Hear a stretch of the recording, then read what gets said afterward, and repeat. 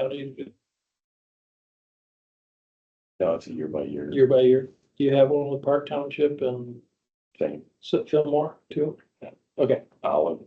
Olive too, okay.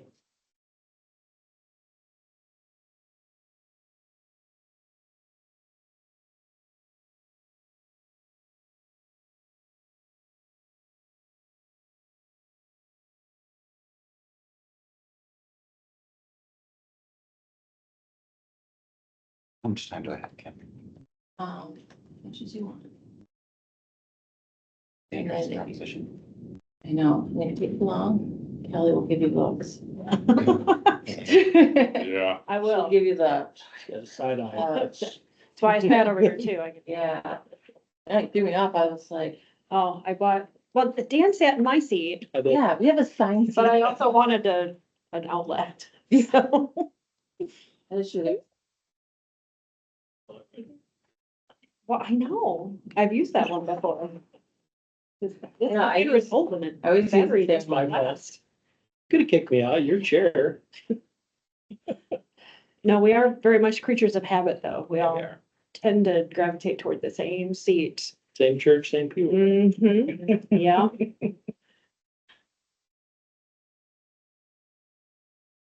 Lucky she didn't get angry on you for saying that. I know.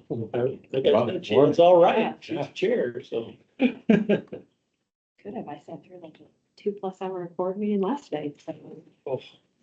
Oh, yeah, you had one of those last We night. did have one of those last night. Mm. That was the conservation district. Yeah, it was, Better than mine. I was with the high ed kids last night for an hour and a half. oh. Yeah, high Good kids, but schoolers. after a while, it's like they're already gone. I'm like, okay, we can wrap this up because they're not even paying attention.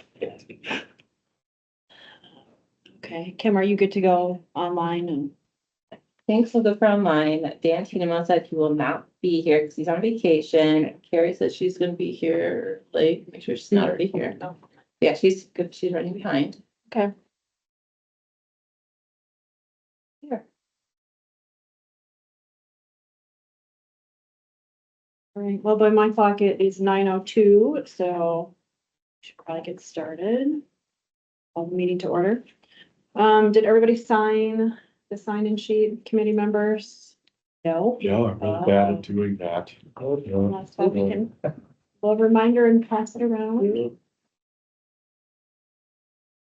I mean, we do have a guest today, so should we do a quick round of introductions? Just so you know who we are, that you appreciate I that? appreciate that. Okay.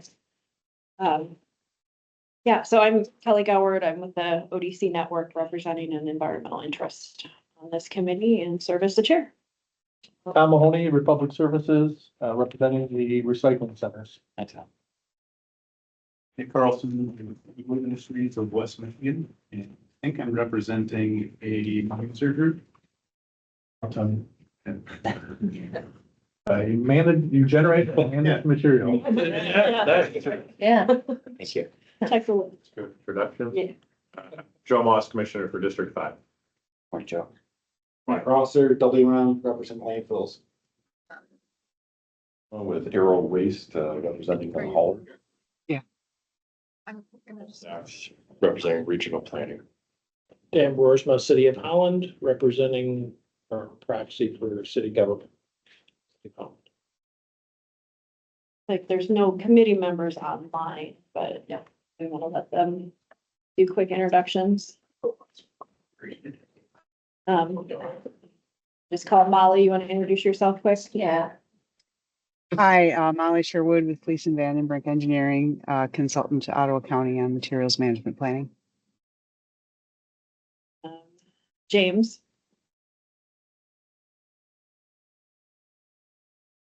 Hi, James Reichart, Ottawa County Department of Public Health staff.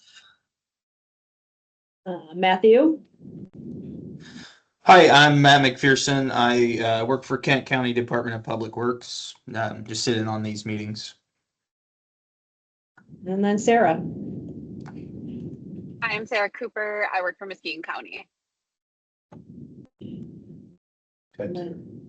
Oh, yeah, we're looking that way. Do a quick introduction. Oh. We have a guest today, so yeah. I'm Ted Costigan. I'm the Township Supervisor. I did. We want staff in the back. You can introduce yourselves. Faith Lundberg, I'm just a DH, you know me. Yeah, you might introduce yourself when you did your presentation, but if you want to introduce yourself now, that's, I'd love to do it right now. yeah. So good morning, everyone. My name is Joe Glasshauer. I'm an epidemiologist with the Ottawa County Department of Public Health. Was one of the facilitators for the recycling survey that we're talking about today. And I hope to be here today to help answer any questions to the best of my ability. A lot of times when we're looking for truth through surveys and things like that, there's just a lot of uncertainty. So if you find that I don't have the answers to everything, that's pretty normal. So I look forward to a conversation soon. Perfect. Well, thanks for being here. Okay, so then moving back to the agenda, we have 2 sets of minutes to approve from last meeting, our regular meeting minutes, and then the work session minutes. So we would look for a motion. We can either take them together or if you want to do that separately. We do them separate. Sure. I had a question on the work session. I have a motion to cut the meeting minutes. Second.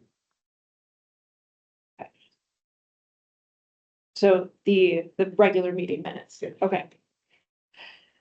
And Dan seconded that. Any discussion on the regular meeting minutes? All in favor signify by saying aye. Aye. Any opposed, same sign. Okay, the regular meeting minutes are approved. And we will look for a motion to approve the work session minutes. I'll make the motion. Second. Makes it easy for note taking. I know my role. Okay, discussion about the work session. Yeah, my only comment, it looked good. My comment was, I know we had some results that came out of it. And I didn't think that was listed in there anywhere. So I was wondering if, could we push this one to the next meeting and then put some of the results in there from all those work we did? So you might have just missed. I think I saw an email. come. Yes, Yeah. so there was the preliminary document. So would you, Oh, there you go. Exactly. This is 235. yeah, so there's 2 documents that did come out. There was one that was like the direct preliminary. That was solely literally this is what. And I sent that email out. I think shortly after. And then I just sent one, this one took me, the document I sent out today, just before, that has a paper version, I printed off enough for everyone. Actually ended up taking me hours versus what I thought would be very, oh, this won't be too bad to do. Actually ended up taking me quite a bit of time because I put some time and effort into it. Is mostly for next week's meeting. It's a drive into. I have a thought process for today's meeting. And that hopefully will give you something to digest into next week's meeting. Not next week, sorry, next month's. Could I just motion then that we add this to the minutes? And then Mhm. approve the minutes with the addition? Yeah. All right, that would be my motion. It'd be good to have it in there long term. So Yeah, amending I your would- original I motion. would suggest not this document, but the other email one. Do you guys recall that one? Mhm. If not, I can send it again. Do you guys recall the one? Talk about the one that you just sent Yeah, 13th. probably I can verify that. And then I can, we can hold off and maybe approve those minutes again. After the presentation. Do we want to, just kind of, I'd be fine with just pushing it off till next meeting. Yeah, we'll push it off next meeting. Yeah, okay, I can't see why you can't do that. There was just Yeah. a lot of good work in that session, so. I Yeah, thought it'd be good to have something documented. yeah. Right. Mhm. All right, I'll just motion to table then. Okay. okay. I'm fighting work. Do do we need everybody needs to approve to table that, is that correct? Yeah. Okay, so all in favor of tabling the work session minutes till later, signify by saying aye. Aye. Any opposed, same sign? Okay. We'll revisit that at the next meeting. And this Okay. is super nice, so thanks. Oh, that's why it takes me a lot more work. They're getting into it. Okay, then we are up to public comment. Is there any public comment today? Anybody online, public comment?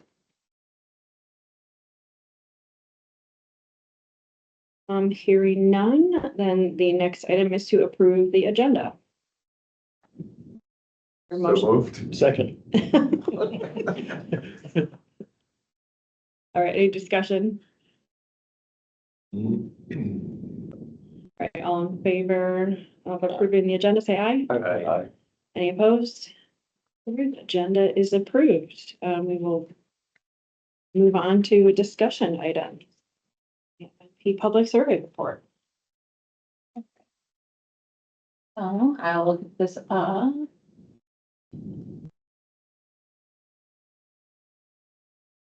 If I just launch into it, Ken? Yes, I'm gonna set it up so that those who are online can see it. First, and then share.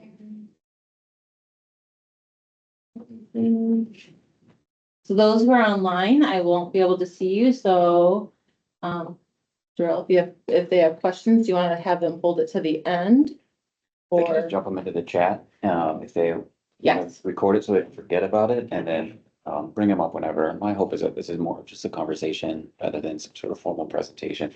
yes, so perfect. So those who are online, if you have questions, please pop them in the chat and then I will bring them up. Or you can as well, but I won't be able to see you. There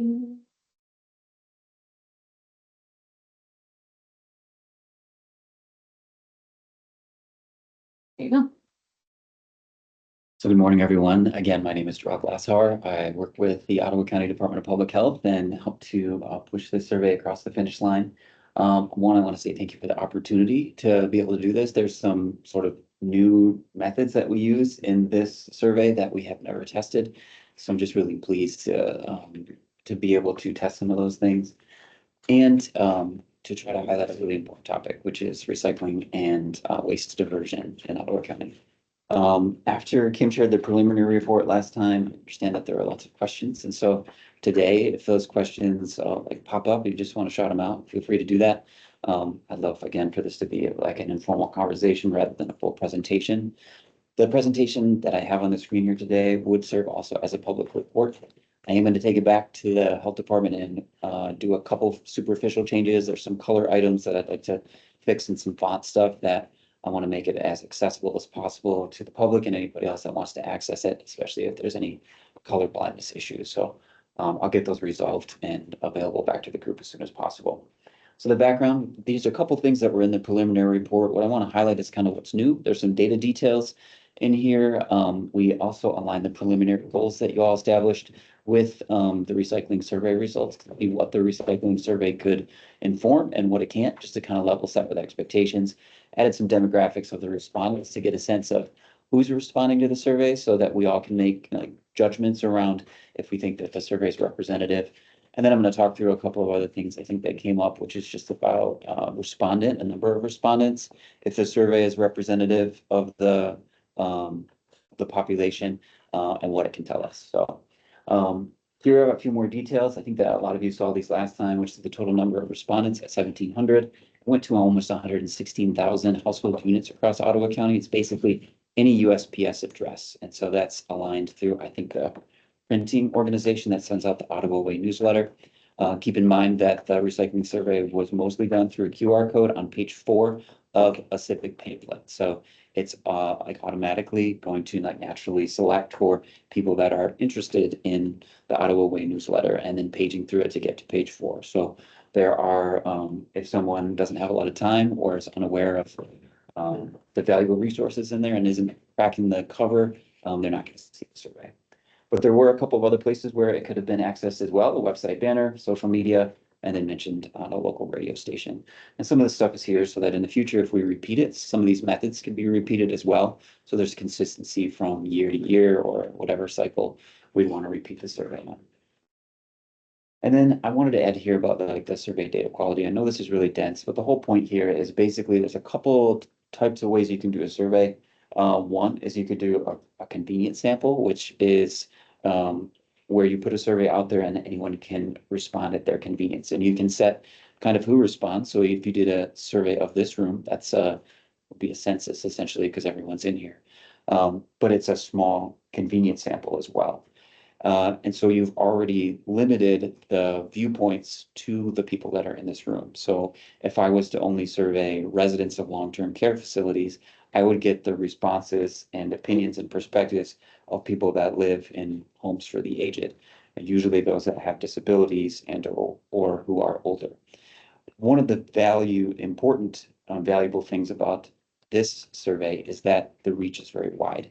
It went to every household in Ottawa County that has a USPS address. So the reach is fantastic, which makes it a lot better than still a convenient sample, but better in the sense that almost everybody has an opportunity to respond.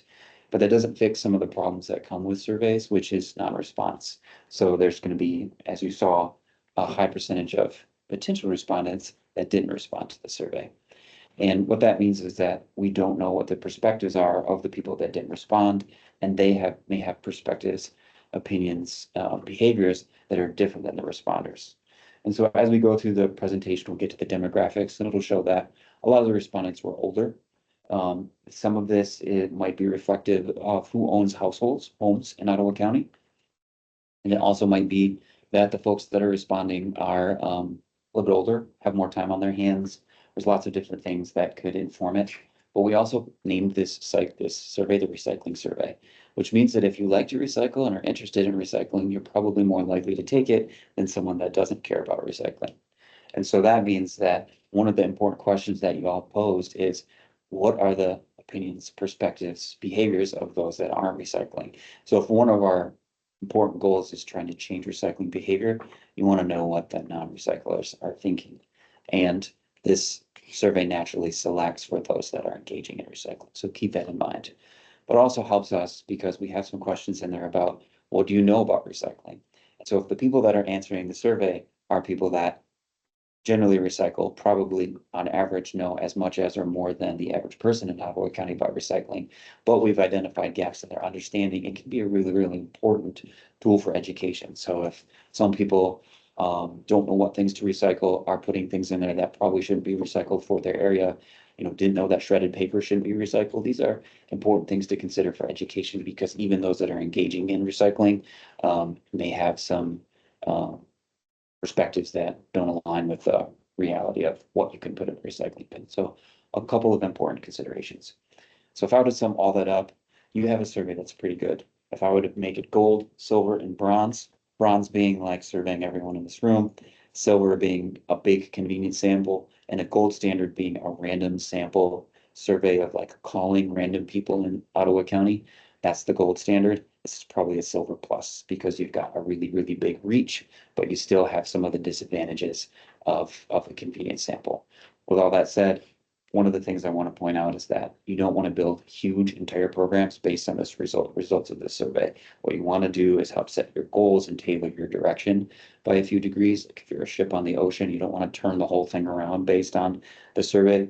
You want to tailor it, a couple degrees left or right, and use other data from other things and your perspective. If data was the only thing you were relying on, rather than the expertise of your fields, you wouldn't need the board. You just have a survey and just do whatever it says. So keep in mind that this is a mix of a lot of different things. I'm glad we're doing this because you want to have data-driven perspectives and things that can inform that balance between your experience and what people in the community are sharing. So a little bit of background about the survey data quality. So again, I put it at about like silver plus. So if you're talking about reliability, can you rely on this?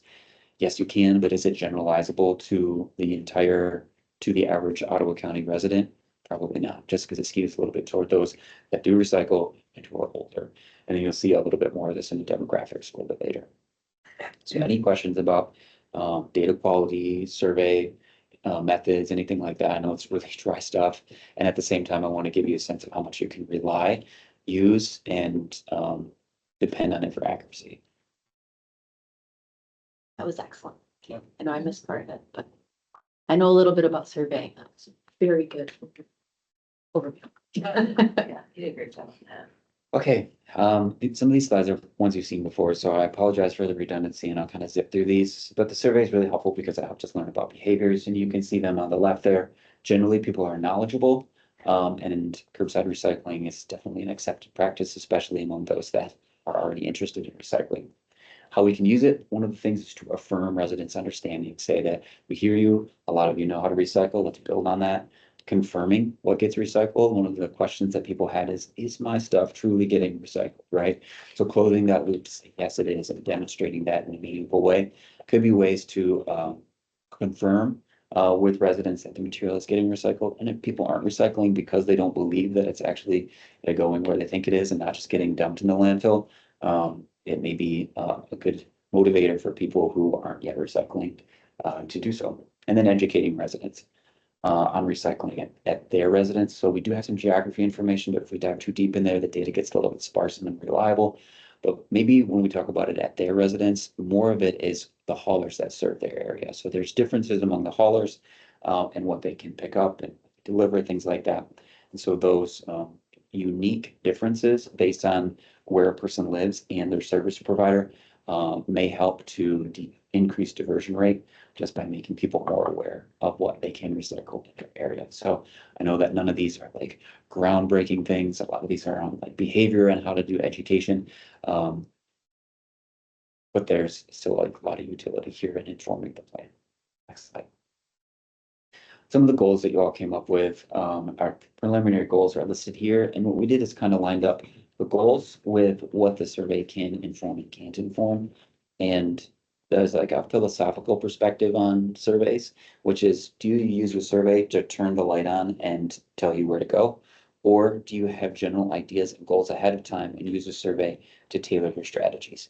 And the answer is probably both. So if you come at this thinking the survey is going to tell you everything, that's probably not the case. It's probably a little bit of learning stuff that we didn't know. And at the same time, using this information that was gathered ahead of time to inform goals that are set beforehand. And as we move forward, if we do complete surveys again or data collection tools, even if they're not surveys, having a general idea of what like the goals you have, maybe balanced with expertise and resources and those kinds of things could be really helpful for developing a survey. Just for context, if you would do like a random digit telephone survey across Ottawa County residents trying to get that magic number of somewhere between 1,000 and 1,200 respondents at 10 minutes, it would probably cost you $20,000 or more. One of the really valuable things about the survey that you see in front of us is it's free because we took advantage of some of the distribution channels that are just available to this group naturally. So as you're thinking and going through this, think about high value information also probably coming with, and reliability also coming with a higher cost, which is the trade-off when it comes to pretty much everything in life. Higher quality means there's usually a higher dollar value.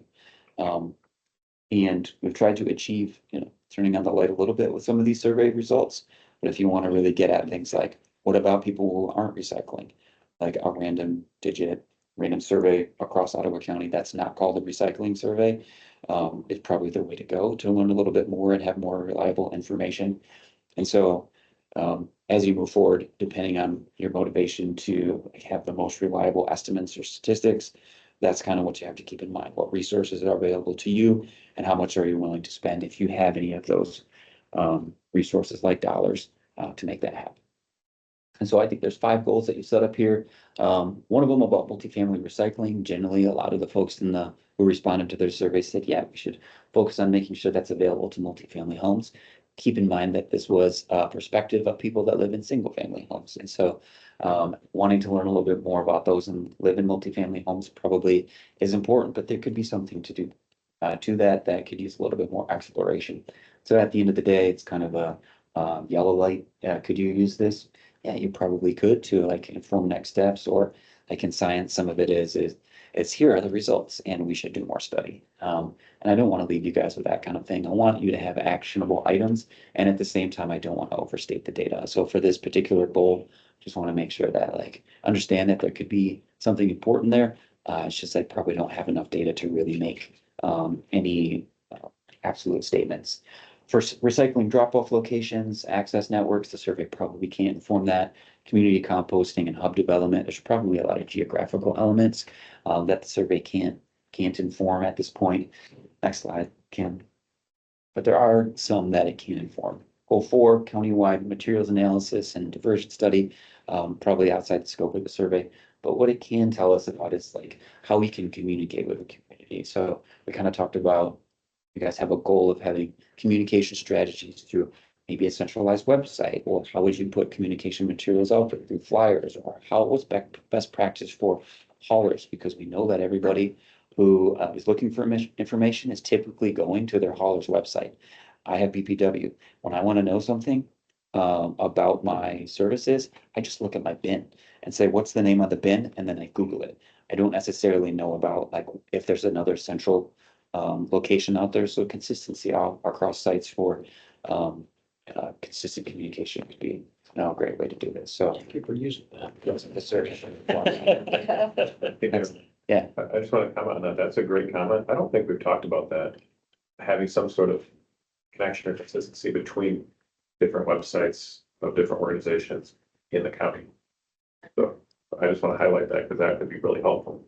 Kind of connecting some of the BPW and connecting some of the different boards or better. Especially if we're trying to educate or like explain new services or explain existing services. Now that's something I do to a small extent with our composting, Yeah. but I haven't done it to like within, because it's very extensive and updating. That's, yeah. Next slide, Kim. Okay, so these are kind of the big 5 takeaways. Some respondents are unsure about recycling some things, like shredded paper, compostables, plastic straws. And let me back up a second. Does anybody know who Lee Iacocca is? Okay, he had his thing, he'd get up and give presentations, like he ran Chrysler, right? Back in the 80s. Said he wouldn't take a salary until Chrysler was making money again, I think was his thing. But whenever he gave presentations, he'd always say, I'm gonna tell you what I'm gonna tell you, I'm gonna tell you, and then I'll tell you what I told you. So I gave a bunch of background. I'm just gonna tell you what I'm gonna tell you right now. So these are the data takeaways. People are unsure about a couple of things: shredded paper, some compostables, and plastic straws. There's a lot of people that think it's okay to throw anything with a recycling symbol in the recycling bin. And that's a pretty substantial number and might mean that there's a lot of stuff that's in the recycle stream that probably needs gets pulled out. And so there's effort there that comes with that could be circumvented with possibly education or other systems. And then 23% of respondents to a recycling survey said they don't use curbside recycling, and they found it difficult because of cost, lack of access, not being sure about which items are being truly recycled, and not sure about which items can be recycled. And so the first 2 are about all of it is perception, but perception about cost and curbside access, and maybe just an awareness thing. So those are definitely the challenges that could be addressed, especially when we're supporter of the responders that use curbside recycling. Next slide. Hey, Darrell. Yeah. Were there age demographics built into the survey at all? Totally. We'll get to that in a minute. Okay. But do you have a burning question right now? Well, I was just going back to maybe on like that line 3. Is there an age group that maybe is swaying it one way versus another? My other question around that is, since residents in the city of Holland, of Ottawa County, get the recycling included, can we see the percentage of who was within the city of Holland and the rest of Ottawa County? Because that percentage probably goes up if we exclude whatever the city of Holland zip code is. That was gonna be my question, is do we have like a dashboard or something where we can parse this data in different ways? So we could say everything except for the city of Holland, everybody under the age of 20 or whatever. I think there's one of the slides kind of shows somewhat of the demographics per city. I think you'll see that to the extent that it's not as like City of Holland is distributed pretty fairly evenly amongst that took the survey. I don't think, from what I gathered, this is not me actually doing the numbers, it isn't as much solely City of Holland as you would think, I think, but that's just my speculation, not actual data. I think that the question though is the folks at City of Holland, maybe 100% of them Mhm. say, I know exactly what goes in my bin. Yeah, I And see what you're saying. 0% of everybody else does, so the average becomes. Yeah, it's skewed, You yeah, see the 52 there. Use the numbers. yeah. Right, it well, the does. reality is that one municipality has it down and the rest do not. I mean, that's an extreme example, but Yeah, that's what you can't see here. And it had the ability to parse some of that out and look at it from different vantage points or different demographic characteristics. And on where the problems are. yeah, Yes, and, so that is a really good question. And when it comes down to data, when you have a pretty big data set with lots of ways to crosstab or cut through the data to like parse to a particular geography, and ends up being that there's hundreds of different ways that you can cut the data, which make it really hard to display all of this in a PowerPoint and makes things like dashboards more useful. But as your like conservative data guy, I'm also here to pump the brakes and say, as you dive into the data, the deeper you go, the less reliable it gets. And so, like, if you wanted to dive into just the city of Holland and you only have like 200 people to represent 100,000 people, you have to take a lot of caution. And at the same time, I think that you want to make sure you're asking yourself, what's the value that I'm trying to pull out of a geographical analysis? Like, do I plan to only put up billboards in Holland? Or do I have geographic education programs only tailored to a particular area?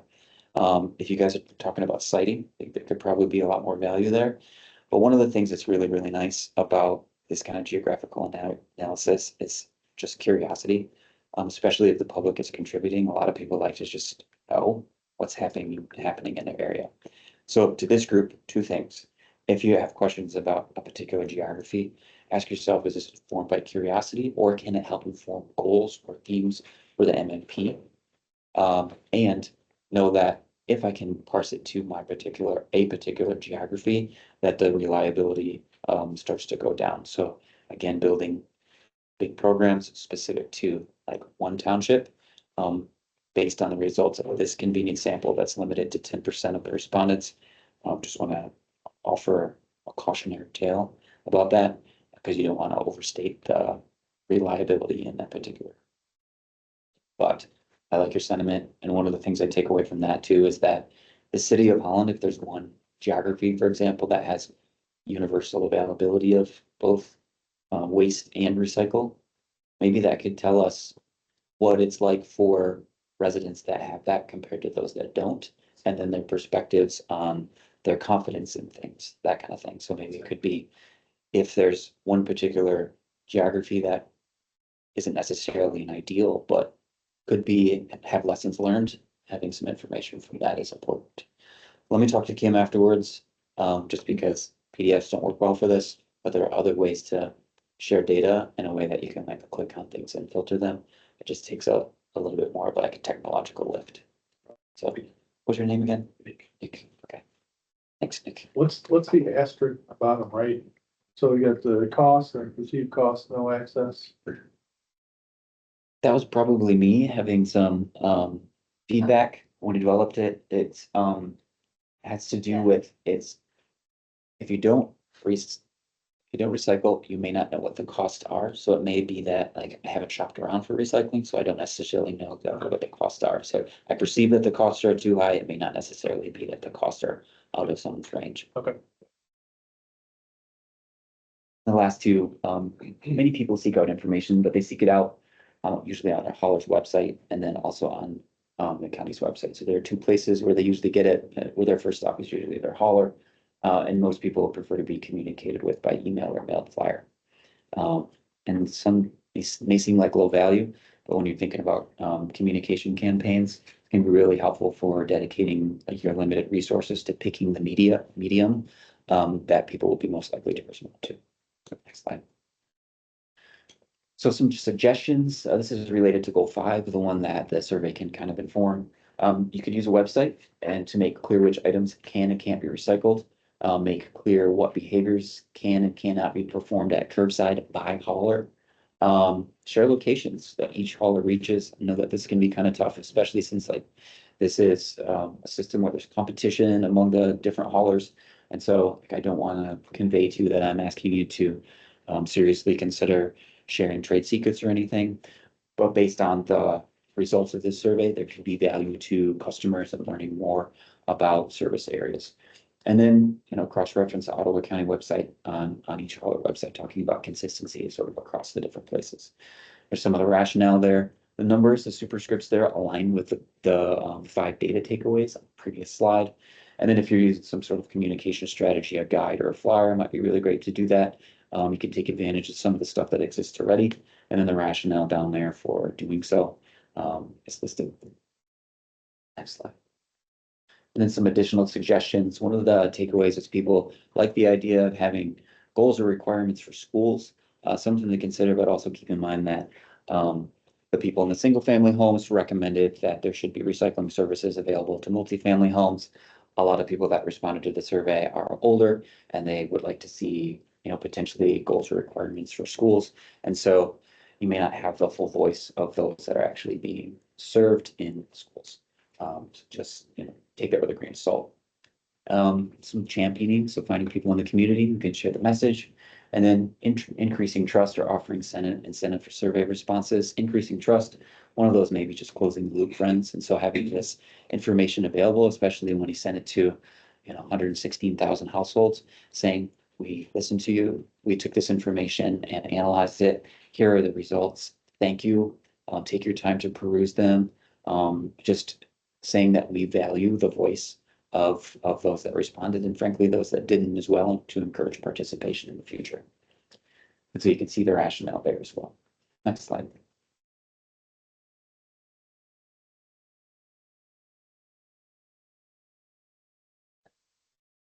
You scroll down. Well, yeah, well, technically it's the data. Can you scroll down? Kim, I think, okay. There are a lot of slides there. Yeah.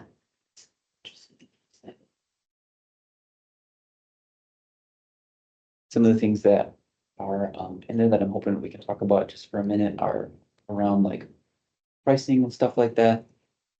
This is the demographics that we talked about before. We didn't collect a lot of demographics just because sometimes if you ask demographic questions, it can be sometimes people actually get put off by that or they get bored. So you get to the end and you want to know about like gender, or you want to know about age or education status. So are really, really great ways to take a look at the data. But at the end of the day, how could education status inform the MMP, or how could gender inform the MMP? We didn't know if there was value there. So we didn't ask those questions in order to keep the survey fast, to respect people's time. So the distributions that you see are mostly around age and then the type of household that they lived in. Because we're interested in residential waste and recycling characteristics in order to try to address it there, not necessarily in a business strategy. So the one on the left, age distribution, ACS, is just a form of census data collection. You can see here that it's skewed in the sense that in Ottawa County, there's a lot of people that are 0 to 17. You're asking yourself, why didn't we have any 0 to 17-year-olds? Well, you had to be 18 to take the survey. If you said you were less than that, you weren't allowed to take it. So if you're like, it's really skewed, yeah, and no one could take that. So there's like a natural barrier there. But you can see that as the survey goes along, there's a lot of folks in the survey, the light blue, who took it, who are older, while that does not reflect the actual population in Ottawa County. Keep in mind too, that it may be that since this is focusing on households and home ownership, that it could be that this may reflect it a little bit better because that distribution may skew toward older groups because we're interested in homes. And at the same time, the main takeaway from this is that the survey responses were older. So think about what that means for the data that's coming through. Think about the perspective of retirees in the community and how it can have an impact on the outcomes. And then you can see the distribution of households. Vast majority were standalone homes. Some of them are duplexes, some of them are multi-unit apartments. it's in tiny font underneath it, but based on census results, about 76% of households are single unit and about 23 to 24% are two or more units. So think apartments, duplex, triplex, that kind of thing. So we have standalone homes overrepresented.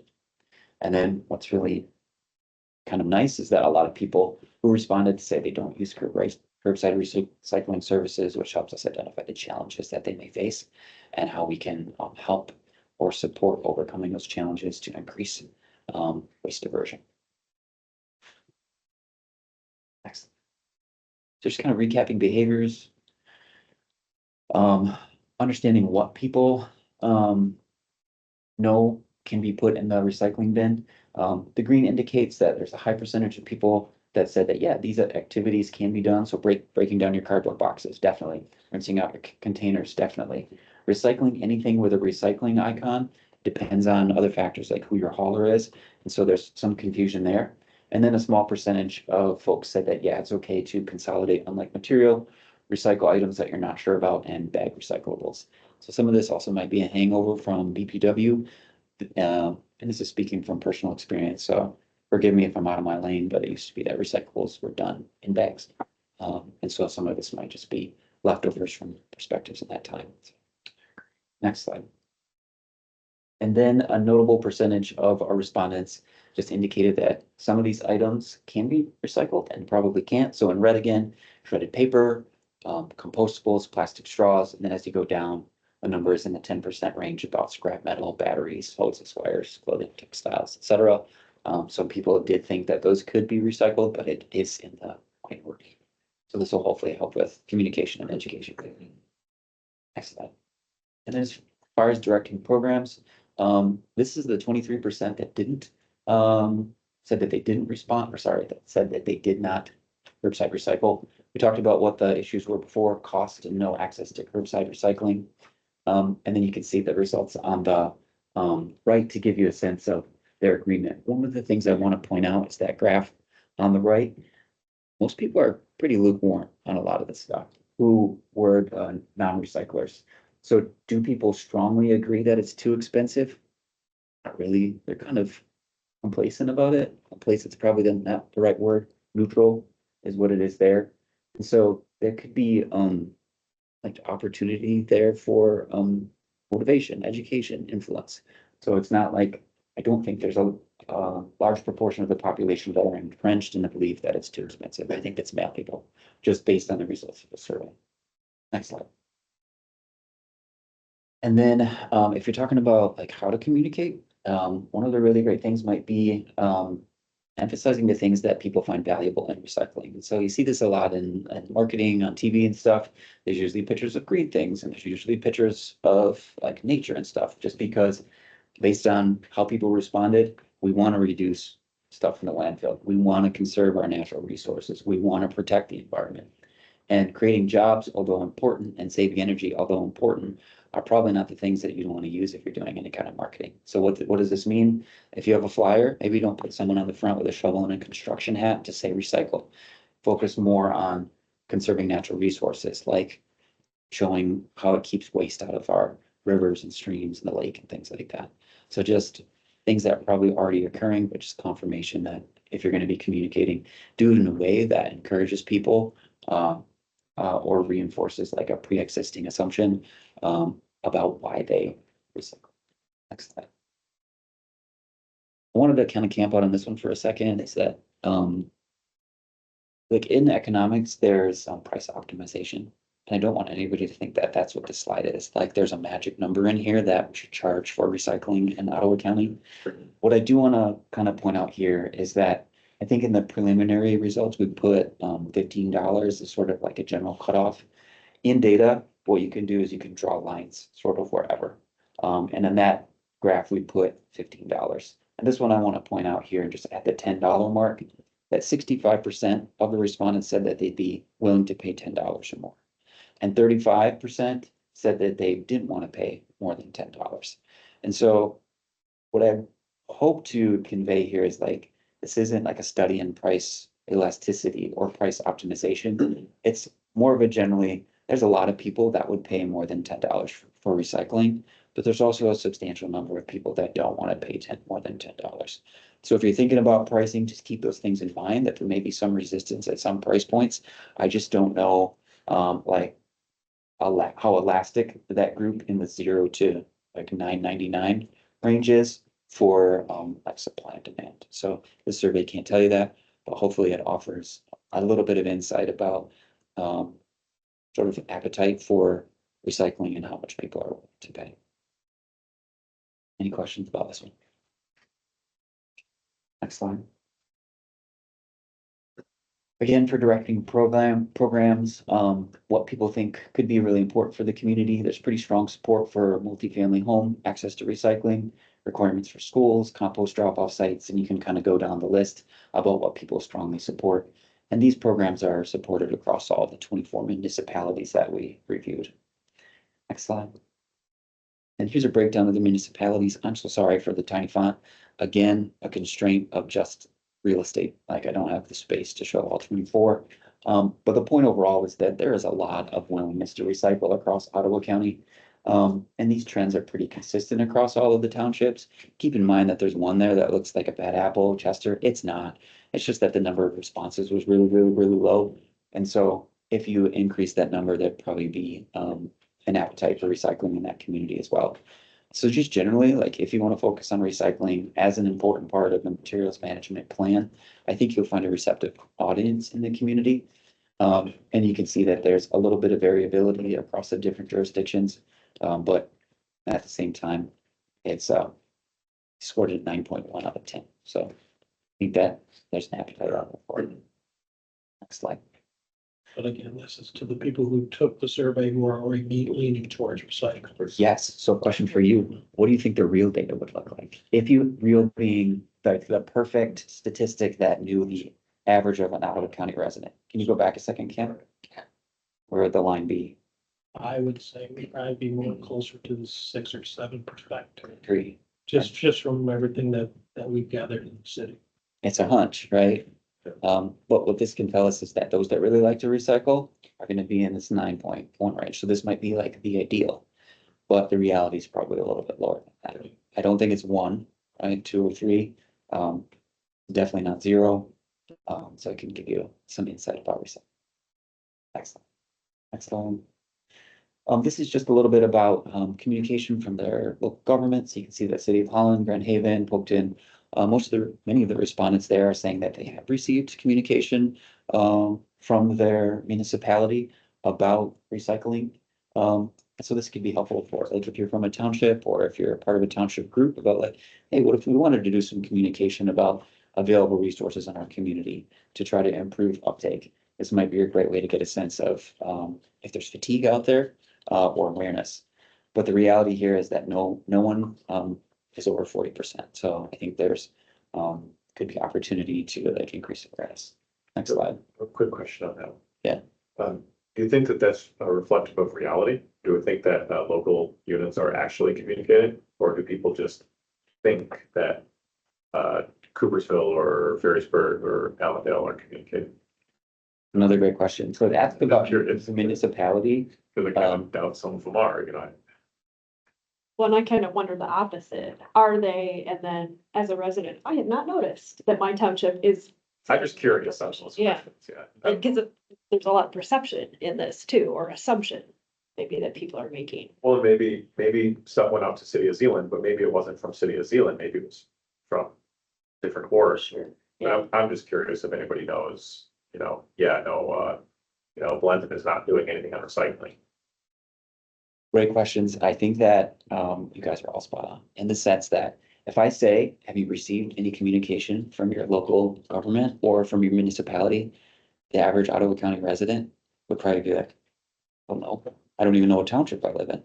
Is it? No. And I don't mean to be disparaged. At the same time, like, this is an understandable reality, like, friends. And I would be the same way if I wasn't in the state all the time. Yeah. And so you could be getting stuff from the county, you could be getting stuff from the state, you could be getting stuff from Grand Rapids if you live on the border.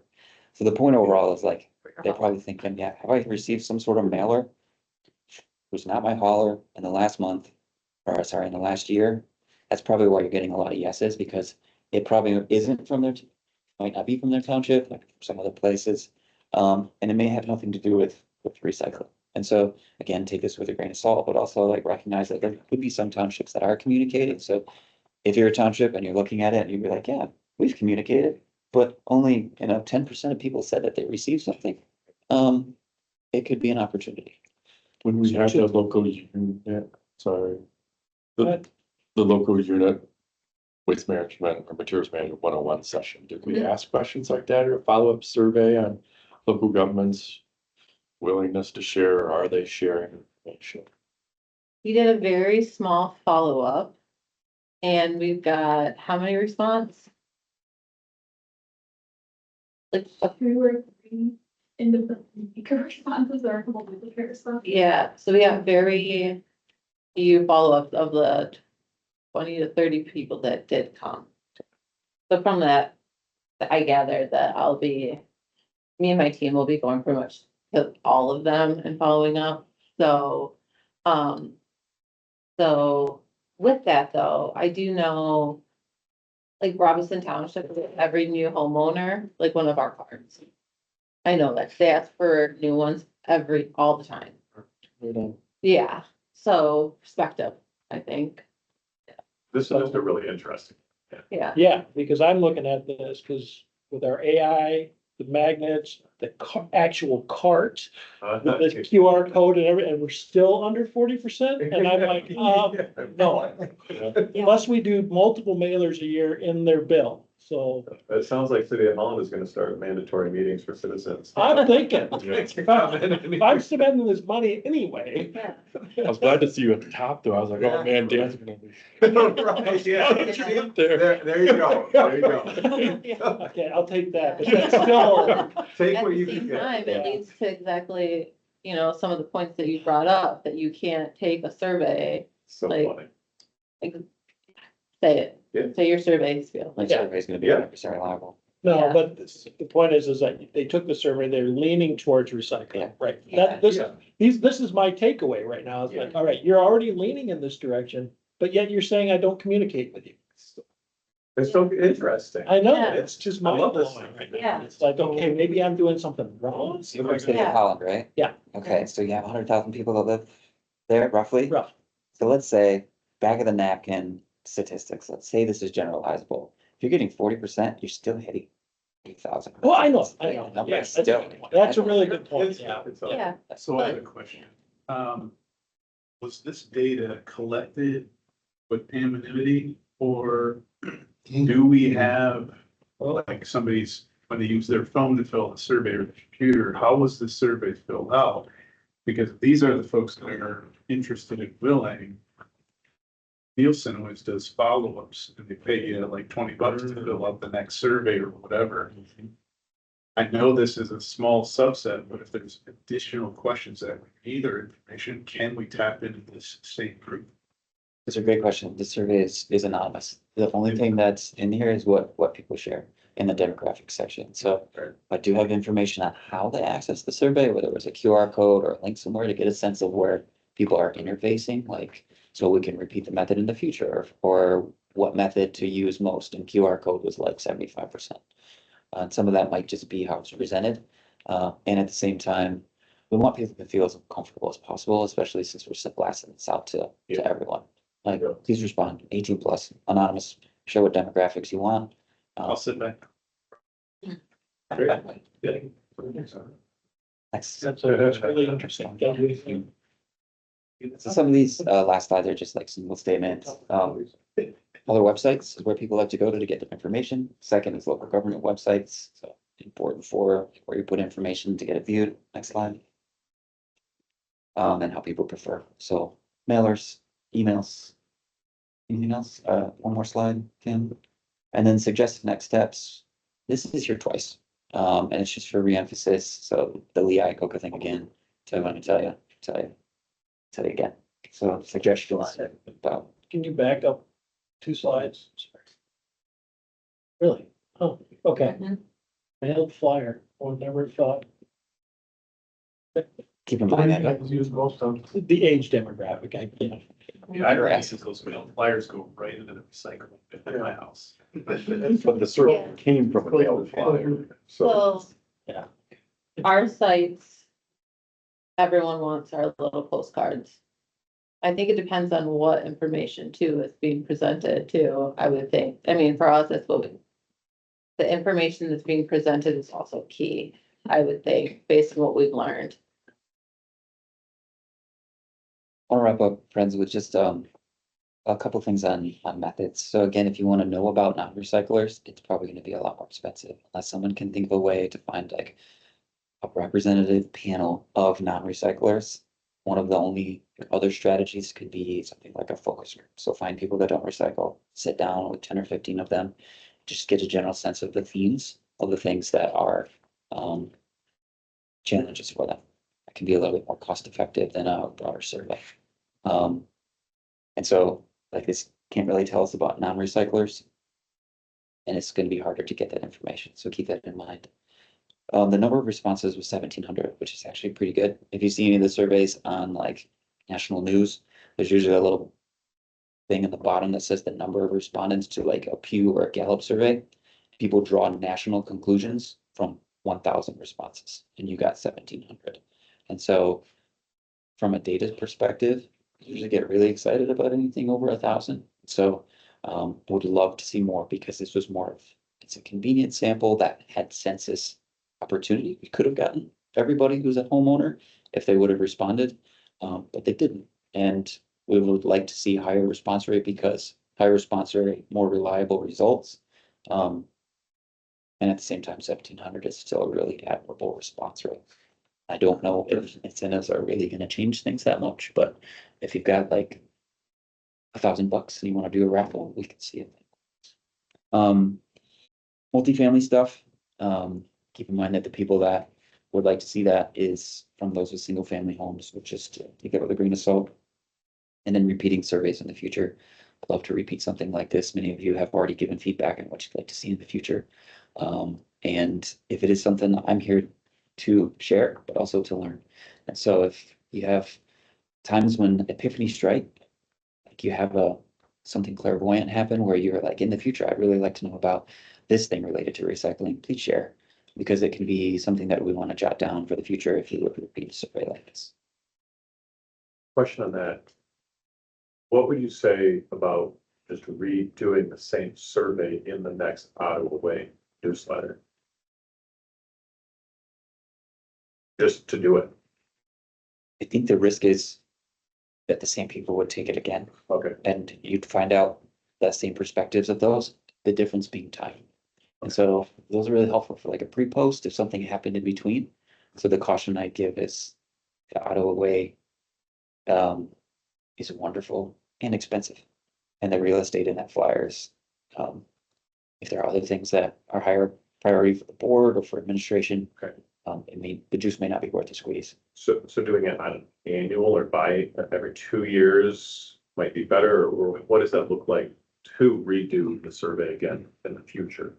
What would be a good recommendation from a data perspective?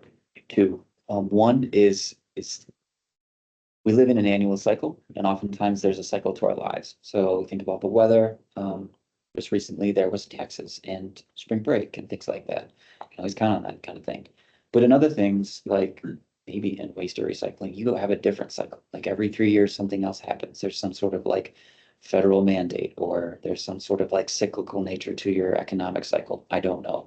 But keep that in mind that if you want to do some sort of repeated survey, generally annual is great because it's the repeating of the sort of natural cycle of humanity, and a lot of stuff happens there. But if you have something that happens on a broader cycle, consider using a 2 or 3 year cycle, especially if something happens in between, so that you can maybe get some sort of suggestive results that say, this was our baseline, this is what changed, this is the potential effect. And surveys can't really tell us cause and effect, but it can hint at it. So keep that in mind. If I would say anything, you have the Ottawa survey available, annual might be a good idea. I'd probably seriously consider it only if something happens between each year. drilled down into the townships and such and had them distribute it more than directly from the county. What would that look like from a Yeah. data perspective? It wouldn't have to be the same survey, obviously, but But maybe something similar, but it's like branded for the townships, things like that. When we do surveys, we try to keep the methods the same. And so initially, one of the initial slides just talked about how it was distributed. My recommendation would be to do this almost the same exact distribution, Yeah. just because if you start using different marketing methods, you don't know if the changes you see are because you've hit new groups or different groups based on how you've distributed or if they're real change. So you want to try to reduce as much of that error from So that would be, if we wanted something, we would have to change it. okay. It's kind of like this. Here's what I had before. I know that whatever I'm using to measure it is wrong, right? The ruler I'm using to measure is not going to give me like what's really, really happening in Ottawa County. But if I do the pre and post and I find out that the results are like this, and I use the same exact measuring stick, even though my measuring stick is wrong, I can measure this difference between the two. That is truth. This, like, say this is 5%, this is 10%. Is it 5% that year? Probably not. Is it 10% that year? Probably not. If I use the exact same methods, 5 and 10, the change is 5%. That's something you can rely on. I know one of my hopes is to, one, see if I can get small real estate on the next one, just to give the results, because that's only fair. You took the survey, here's your reward, with the results. And then after we've implemented the plan, to also, implemented, I guess now since we're in discussion. Hope you guys don't mind, I'll stop sharing so we can see you. But Back it in. I know, that's what I was wondering. Is it other people?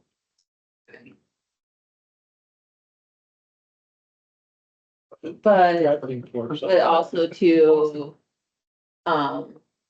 do the survey again on it after at least a year, or, so then you can actually see the cause and effect. I think it'll be important too, because I've seen this where you start with a survey, you say, oh, we didn't word that quite the way we wanted it 4 years ago, so we changed it. And then we changed the next question and the next question. And then you no longer have the annualized ability to look at things. I would just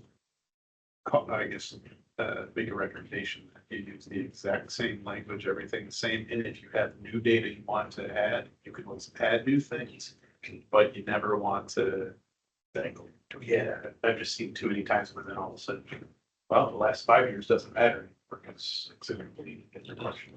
Yeah. Agreed. Hanging on to core questions that remain unchanged, even if they're not ideal, can be really helpful for trend, but also having some malleability is really important, which is the point of like grassroots efforts and local surveys, is that if you have a perspective that you want to make sure gets in the survey, that you can and don't have to rely on some national survey that's static and you don't have any influence on. So we take it, and I think that's a really important consideration. What you have to do too is you did put a question and at the beginning of this, say, that was not the question you really wanted to ask. Changing that now for the next survey is better than waiting 3-4 years and then saying, all right, here's what we got from this one. Going forward, it's a whole new survey, but again, trying to as consistent as possible is the goal. Last thing, keep in mind that like the distribution is there's a sustainability question mark, right? Like things change. So my hope is that the Ottawa Way newsletter just continues. But if that's our distribution method and things change and that goes away, then we'll have to seriously consider how to capture that information, and trends will be broken, that kind of thing. Just have to adapt. I'm thinking a lot about that that this was done with single family homes primarily. And we as a group have said that multifamily housing should be a goal, and the single family residents also agree that that should probably be a goal. But we don't really have the voice like I would like from the multifamily people themselves. And I don't know that we should be deciding these things without hearing more of their voice. Is there any recommendation that you have of how we could get more of their voice?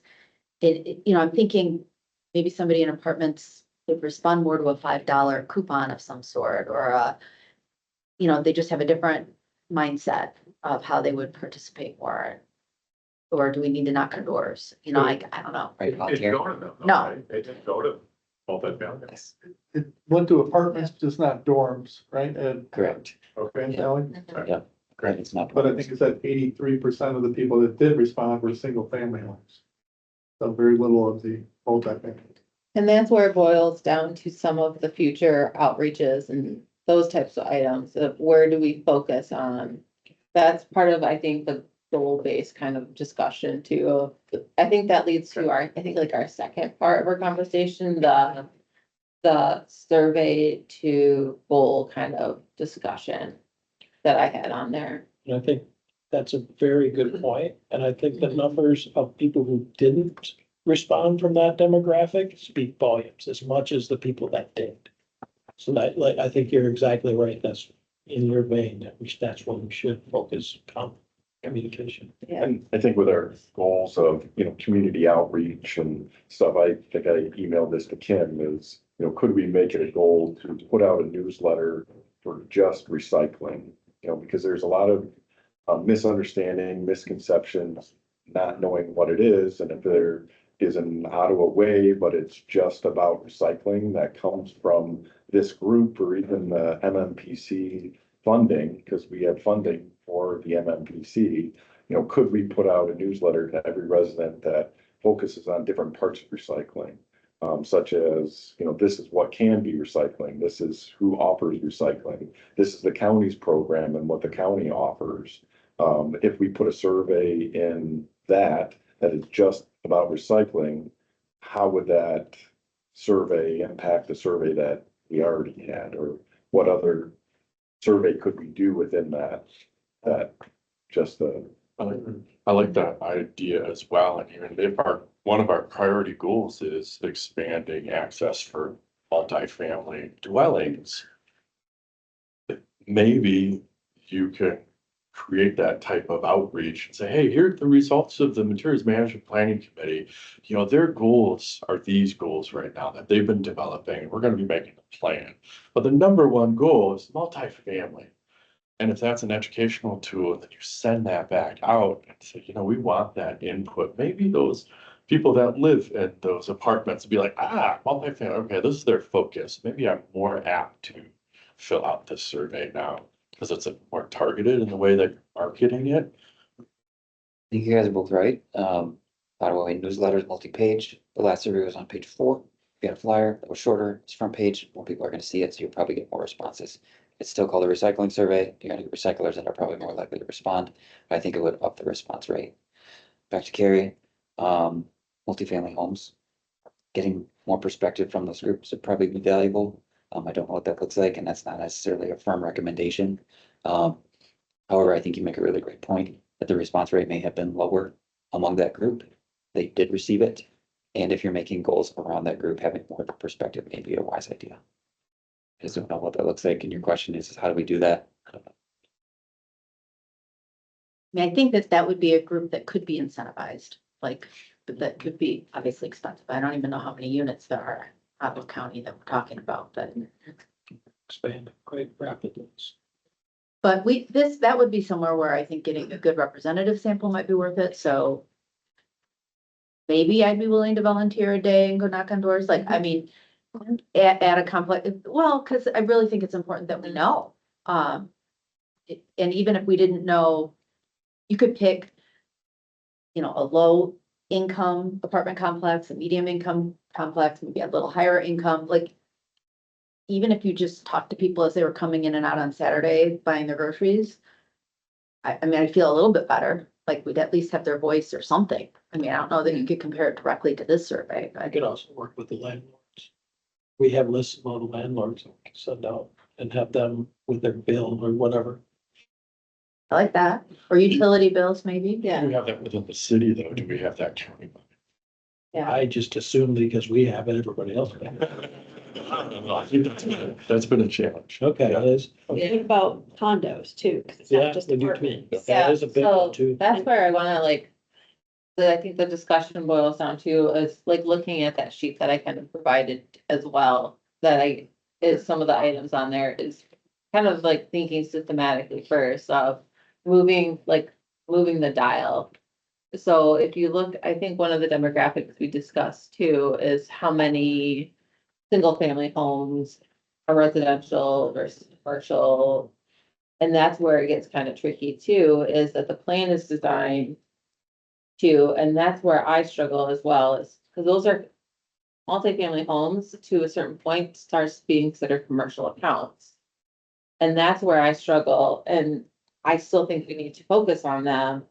But when you have to move the dial in recycling, what's the largest impact and when and where do we focus? And that's part of like the discussion items that we still need to have and goal setting and picking those goals. And that's, some of those items, and that's why I wanted to kind of lead you with that document and to chew on it. And your big discussions that we've had is data-based decisions to our goals. That is a huge thing that we've always talked about. Let's have the data drive what we're choosing. And then we did the goal setting activity, and then we had some like kind of is that really what we wanted? And kind of after, but then we had like studies, discussions, and so that's why I kind of took a lot of work to put into that document. And then that's where, we had the discussion based on surveys and why I want to make sure that we had my EPI department representative surveys for those database kind of questions. But some of the goals that we did choose, didn't quite align up with some of, like, for example, we wanted like, some of our goals, are we want to do studies, but some of the ways to get the data is to get the data from like, say, haulers, is like having there, or like the MRFs, but then we don't want to support those types of efforts, like for example, hauler licensing. But at the same time, I think we're stuck, and I have that in there based on the names versus, and I have in that document too, is we don't have to call it that. I mean, we're creating this document. We can divide something. It's that we don't have to mandate it, or there's other ways around it. Like I said, not around it, but like developing something. So. But that's what is thinking, being unique in the fact that we can create this. This is a creation, not let's absorb this. So, we have data, we can get data and not just surveys, other ways, seeing what's out there. 'Cause I know there is other multi-family home data. My team just went to do what was the training that you guys went and did with MRC? Yes. And they covered. You mind speaking up just a touch more so that I know you don't like being called out, Yeah, but what specifically did you want me to go? you talked about there was tons of multifamily home data sets out there that Eagle has and MRC. Yeah. Well, it was the The recycling applicant, partnership that EPA. gave the actual Yeah. presentation. And so a lot of the case studies that they went over are already available on their website. Those reports are already out there. But they did cover, different forms that multifamily recycling can take. They've done a bunch of different. Well, I would trust the work done Yeah. by the recycling partnership. Yeah. Do you know if that particular, any of their data was cut by regions? And I only say that because Yeah. California is gonna be radically different than Oh, the yeah. Midwest. They do, at least for most of the case studies that I've seen are pretty spread throughout. I think one of the multifamily studies was in Florida, so if they definitely have like different regions. They had some stuff, I don't know if this is multifamily, but they have done case studies in Arkansas and things like, so they have not just California, but you would have to see which specific Yeah. programs are. I don't agree with that. Yeah. The I mean, mentality. Arkansas to Michigan is fine. That's like close enough. Yeah. Florida, sort Yeah. of, they got a lot of snowbirds, like, Yeah. it's kind of different. But, so kind of like what essentially I have on there too is thinking outside the box. taking like the multifamily, taking the studies that we talked about, maybe making that into something and I don't know, thinking uniquely is kind of what I was getting at. We did that a little bit with this active study, but I think that'll be more for like next month's meeting. But just thinking differently, is. Yeah, I just wanna make Yeah. sure, at the Yeah. end of the day, Yeah. I really do believe multifamily needs I access, agree. more access to I- recycling, but I don't wanna go down that path to find out that a whole bunch of people who live in multifamily could care less and they're not gonna recycle even if we Yeah. go to all this effort. Yeah, well, that's my big. That- that- Let them, no, this is what we're thinking, Yeah. and we just Yeah. try and encourage Yeah. that input through. My the way biggest we present. concern is it's not those in the multifamily homes that don't care. It's the owners of Yeah, those landowners. units, the landowners or the commercial, say the commercial account. It's the decision makers. Yeah, that's my big. But as a it's- resident, you may not Yeah, get the choice to make. That your own I can speak decision. directly to. I've had multiple meetings with multiple different landlords, and the minute I put anything kind of a burden at all, Mhm. no, I mean, it's a hard stop. yeah, So. Yeah. I feel for Russ and Yeah. it's tough. and in that And case, the a logistics survey Yeah. a survey won't help. Because the commercial account is not based on a residence information, it would be based on a commercial account, which might not even be in Michigan. Okay. So Well, that's where I good go. information too. I Yeah. mean, like, if what the problem really is the landlords, and you have a good list of landlords. Most multifamily are in the city of Holland, I'm assuming in the Ottawa County, just based on densification, but. I would think, yeah, that's tricky, and then you've got GVSUs, and then, That's true, GVSU would be huge. And how, But regardless, yeah, going and talking to some of those landlords and with a more of a strategy of problem solving, like, we understand you don't wanna pay for this, but we really have to solve this, like.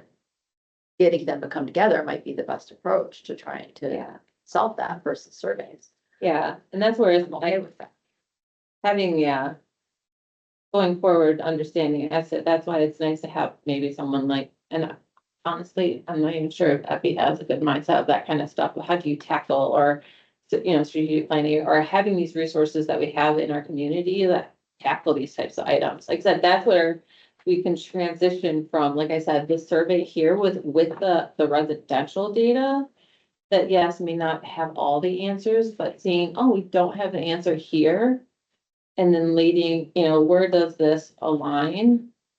So I think technically we're kind of in the middle. We need to fully but- understand the problem. Yeah, I wanna know Yeah. something else. So if you have a multi-unit dwelling unit, you buy site design requirements through zoning, you have to have space created for trash. For trash, yes. Oh, okay, so what's There's no, the challenge? Like you get a bin for recycling, where's? you don't necessarily have the space for the bin for recycling. Cause that's not required. Yes, so, but yeah, so this, so that's it. I mean, that goes down to an ordinance Required. Yes. requirement, right? But I don't know how townships feel about that. So, Yeah, and then that's where like. So what I'm trying to. Get at the overall is where do we put that? In a goal, in a plan, is that?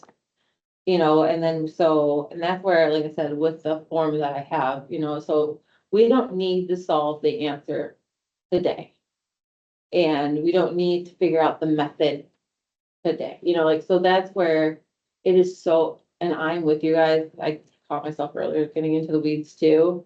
And do we need to, and that's why it took me, actually quite a bit of time in that form. That sheet, because it was kind of good to see the chain of thought of like, okay, where can we combine some of our thought processes that we've had in our talks, and we can even edit it again of, okay, maybe we are so focused on data for Ottawa County, or regionally. And at the same time, that's where we tend to get stuck sometimes, because we do have like proprietary information. And that's where we need to figure out, where do we want that proprietary information that we're willing to give some? So where's that give? And then where is that focus that the plan really is, which is like the residential part that we can get, because there is that little bit of awkward, like apartments where it's commercial / residential, you know, so where is that, you know, where does that fall? And then where do we place that? And then where does our goals actually align? What are the focus? The focus is we need to set a goal, because by the summer, we have to have the plan draft done.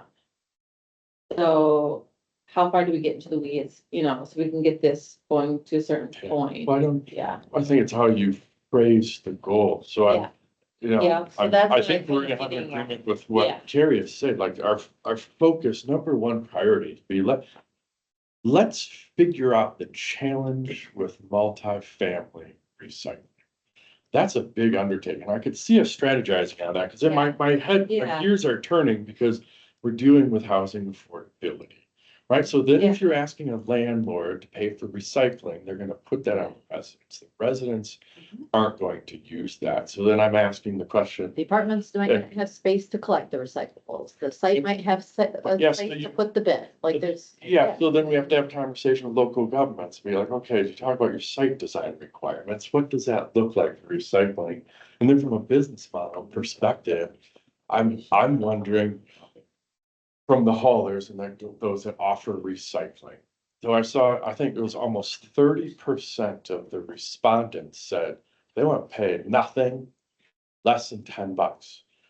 So from a business model perspective, the more uptake you have on recycling, I know you're getting more product in and material.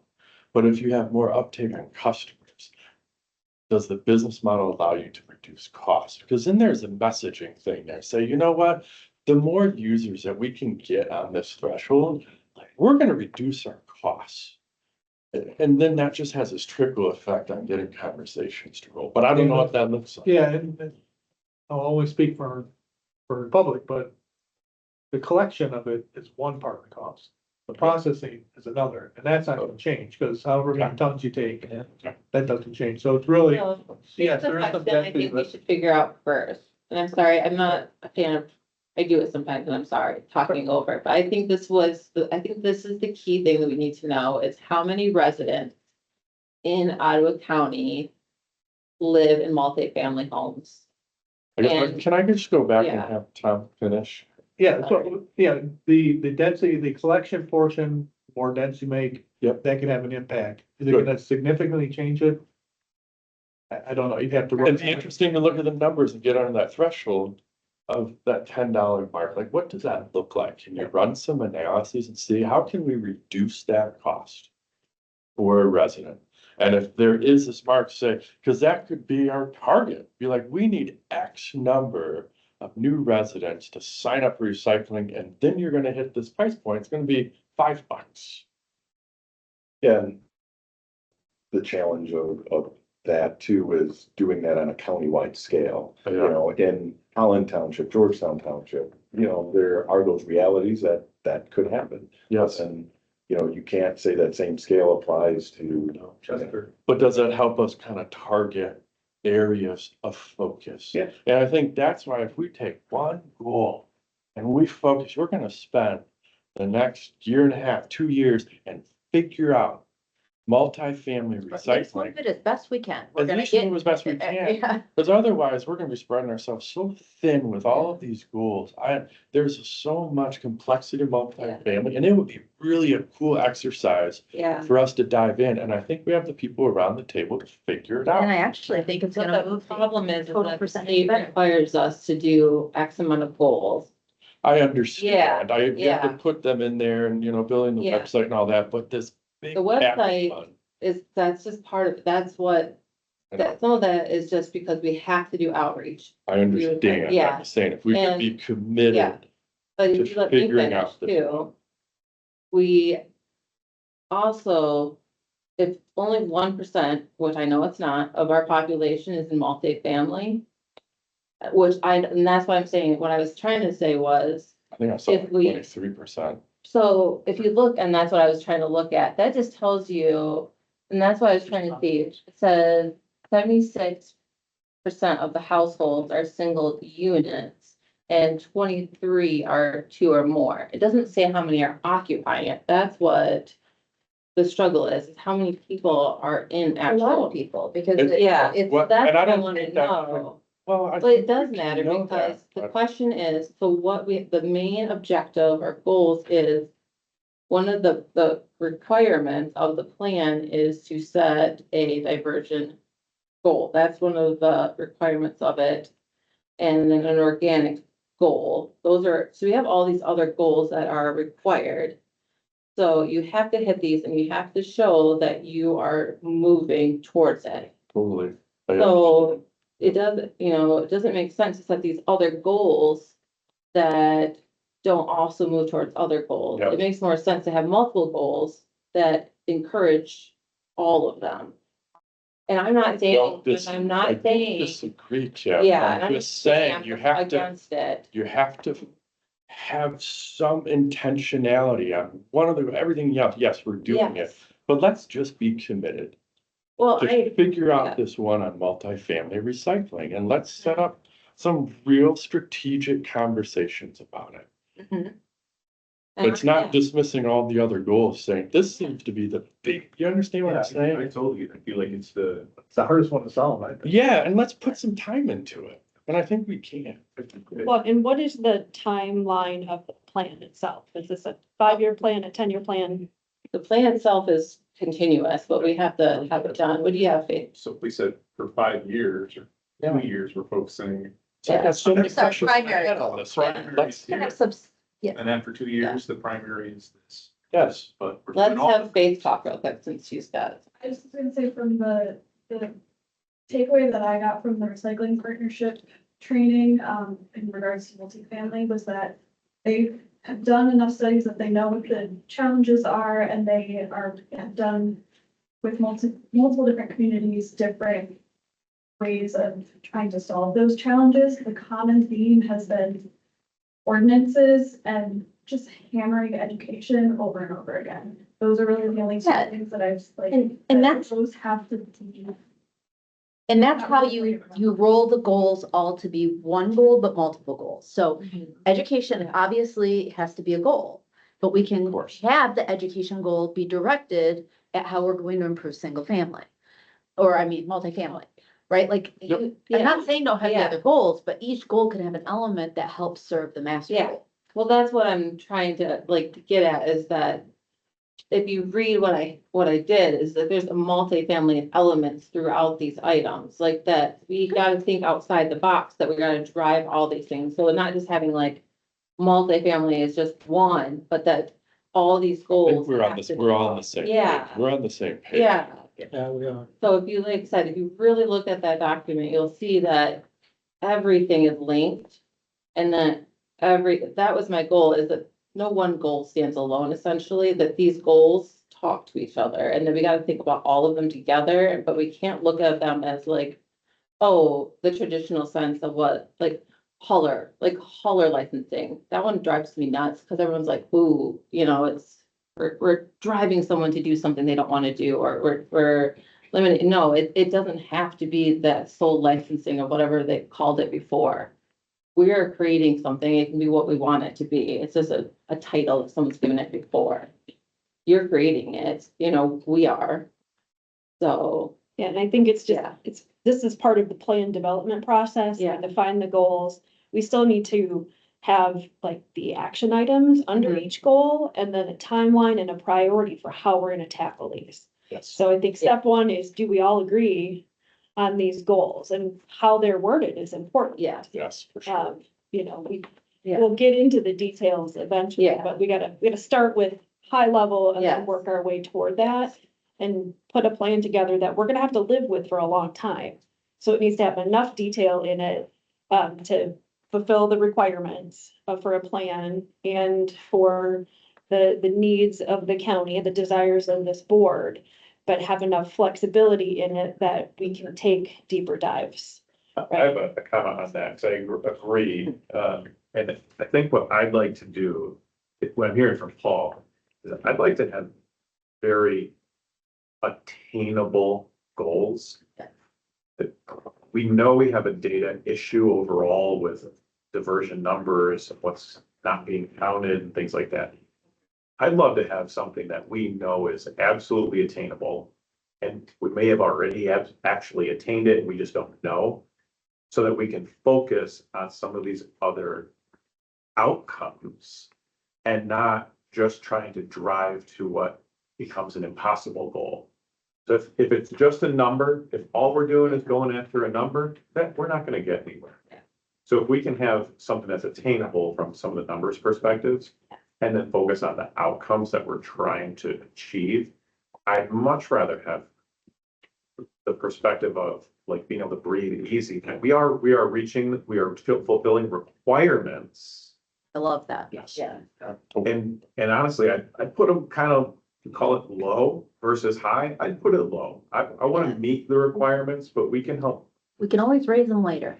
Right. Yeah. And then if we have the freedom to go look at some of these other very unique programs or strategies, I think that's where the value comes from this group.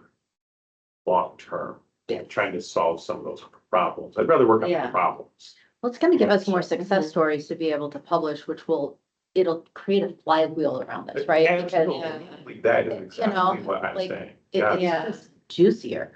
Yeah. Yeah. The opposite is like, we didn't reach the goal still. Like, Yeah. I would love to just be able to set the baseline as something that's at a required level. Okay, we checked every single Yeah. box. Some of them we already identified, we already meet. Yeah. Great. That's why when I made this, I was like, I think it really, like I said, once you guys can dive into it, I think you guys will you'll really see it. I have not, Yeah, I know. I've not had Yeah. time to read it, what you No, said yesterday, so. This was sent just this before you got here. Well, then I Not even before you. really didn't drive these No. stuff. No, like I said, I will read I was working on it last night and this morning, and because, like I said, it took quite a bit of time to get. Essentially, it's a lot of what we're all saying right I now. like your refinement. Yeah, Did a good job. yeah, Yeah. But it's big too. I mean, this is a lot. yeah, And the survey is a lot. Yep. yeah. Yeah. So like I said, I know we're all about data, surveys, and at the same time, like you said, getting something like the juicy stuff, like, so not the numbers. The numbers are what we need, because you know, it's what the state wants. I get that too. So, I think we're good. I Yeah. mean, your presentation was excellent. I love that we have some recycling partnership data to get at the multifamily. I think that's probably enough, like. I think, you know. I know you're always gonna be after the data, so I'm not really, I guess I'm Yeah. not worried about that. I'm really glad you were here presenting today. It's very That was helpful. Thank you. really a nice way to have the survey interpreted for us. Yes. Especially with your setup in the beginning, you know, that really set the stage instead of, because when you see the numbers, you start to make your own conclusions and things Yeah, like we're that. going off a You little. set the threshold of what you can actually take out of this. That was Very useful. extremely important, so thank you. You bet. I knew I could present it as well. Yeah, that was like, I wish other surveys, when I start looking at data, somebody set up, okay, this, you can't go above this line and make assumptions beyond this. So, yeah. Thank you. Really appreciate that. And I think that's a great segue from what you just said, Carrie, about like, it sounds like you guys need to set goals and you want to pull from a survey, you want to pull from data that already exists and the expertise around this table, which I think is the whole point of the board. So I think you guys have the structure and the perspective that you guys need to set goals that are going to be attainable, feasible, defensible going forward. I won't look at another survey again the same way, tell you that. So there was I have to ask this question and it's gonna highlight my naivety, but it stems from the survey. So recycling logo on stuff, but then the numbers 3 and above, you can't recycle. Right? So It doesn't. why work is like that? What's going on there? well, What is it? Oh, yeah. I will be happy to take a stab at Why get the recycling logo on there? No, if you think about this is the way I try to explain it, because it is hard to wrap your head around. Yeah. Almost any material in the world is recyclable, so let me just start with that. I could tell you physically how to recycle almost anything in some way, shape, or form. But a manufacturer and a MRF, which is really a manufacturing operation, only has so much room. It has a finite amount of room. It has a finite amount of processing capability. It has a finite amount of conveyor belts. It has a finite amount of balers. It has a finite ability to be able to add robots or sorting mechanisms. And there's a zillion different technologies and ways to do it. But at the end of the day, they can only put so many packages together to be recycled and sold. And there are only so many places to go with those products. So 1s and 2s are very plentiful out of the plastics that are in your recycling. And so that's where they focus, because that's the biggest return on the investment, is to get those 1s and 2s out of that stream. You start to go into the other materials, and the value of those materials start to have, and the volume of those materials start to have diminishing returns. So it no longer pays for them to have the brick and mortar space and the conveyors and the sorting technologies to be able to sort those out. It's not that it's not possible. Makes sense. They Thank you. constrained. Can you talk about what they are, just a little bit? Yeah, so number 1s are gonna be your PET bottles. So anything that is a clear PET bottle, it does not include your raspberry container, your strawberry container, because that is a very different type of number 1 than a blow mold bottle. So those right now widely go into that 3 through 7 package, because where they might go into the 1s, but then they're not actually recycled, and there's all kinds of problems with that. 2s are your laundry detergent bottles, your milk jugs, most of your cleaning material products. So you think about just what's in your house, what's in your laundry room, what's in your kitchen. It's like a lot of 1s and 2s. 3s, now that's where you start to go off the rails a little bit. That's your PVC. Get rid of PVC. Like that's all I can say about that. 5s are polypropylenes. So that would be the one that some MRFs are starting to look at being able to separate out, because it really is value, or what Republic is doing in some of their downstreams. Like, we take number 2s all day long. We love number 2s, or number 5s, I'm sorry, polypropylenes. There's a lot of, like, your lids on containers are polypropylene, your PET bottle, that the top is polypropylene, a lot of packaging. I don't know if that helps you, but So things does that like then styrene. go back to, so that I get the space, but probably also cost, it goes back to business modeling. So if you have an increase in your uptake of people recycling, you could potentially reduce costs to the customer for recycling. But if you want to expand the number of plastics that you can Where it divert, gets super difficult is the markets in plastics do this, right? Oh. So the price drops, like polypropylene, just now starting to go back up, but it has been going down, like really too low. It doesn't pay to recycle it even at all. When the markets get too low, same thing happens with paper, actually. The markets get too low, and now all of a sudden you're upside down. So all of that manufacturing infrastructure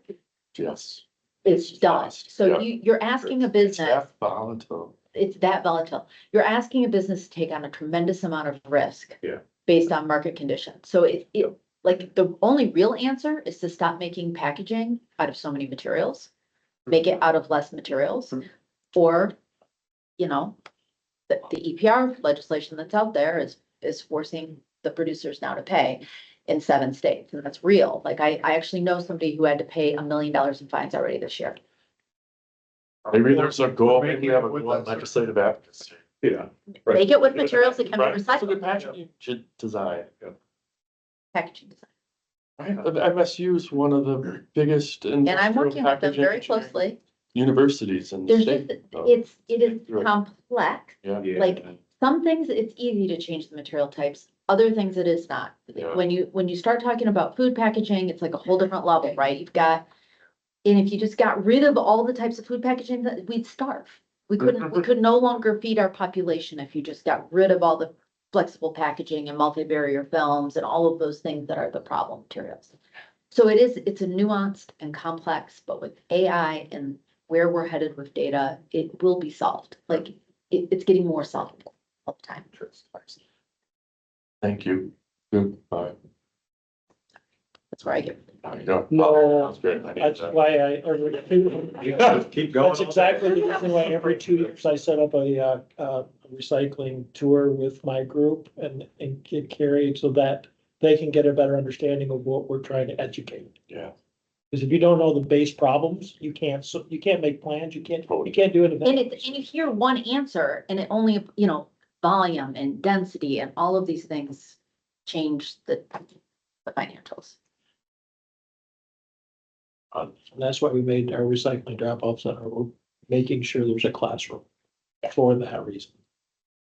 And that's where I'll really be targeting. You're gonna want to join us in these meetings. Got big things to tackle. I have a budget. You Have don't need donuts. I thought we were gonna have donuts today. Yeah, is that what it was? James isn't here. James People have been bringing it too. up. Damn it, James. Oh, that's right. James Sorry, Larry. We're short some staff people, so James is taking a site. Yeah, I'll bring donuts next time, I promise. Good. It's in the minutes. So just looking at the time, is there more that, Kim, you wanted to try to accomplish with kind of goals discussion today, or you want us to kind of noodle on this a little bit? Yeah, For I think we thoughts kind about- of did a lot of that, so a lot of goal survey, connecting and goal development discussions, kind of just dived into it. So essentially it was this understanding that like in the goals of the survey, you know, kind of like what we went on, some things we have currently don't really kind of connect and just considering those type of items and Yeah, so then that are we're you gonna develop it. looking for Still. us to do a little bit of homework with this, review and provide some feedback before the next meeting? I wouldn't be opposed to a work session. Okay. Like, if people want to, or if you want to, just talk, even if it's shorter. They have time to just sit and talk about some of this stuff. Yeah. And that could be I out, would support do a that. Zoom on that one. So We could. Anyway, If we're not voting on something, that Okay. Zoom would be actually nice because Yeah. sometimes we could do like a sticky board sort of thing easily. I do that in Canva, just if that is helpful. Yeah. They have a really nice way to be able. Yeah. So Joe, are you suggesting like an extra meeting or just like? I kind of, Get access? if we wait until all the way to the next meeting, I and then we agree. just try to talk about goals, oh boy, that 2 hours is just good. We'll talk and talk and talk. Yeah. I just think we need more time to just dialogue. Mm. So, Yeah, and it, anyway, you could, and I'm picturing, right, you don't do Yeah. this, but I'm picturing in Canva, the way I would do it is I Yeah. would take each of your individual goals plus any feedback that we might email you between now and then. Yeah. I would organize all that up on my sticky board. Right, and then then you have like a sidebar that has Post-it notes and stuff, so as people make comments or suggestions, you just add it. So it keeps you completely Yeah. organized and you end up with a mind map. especially to the point you were trying to make earlier about there's certain things in the law that we haven't addressed yet.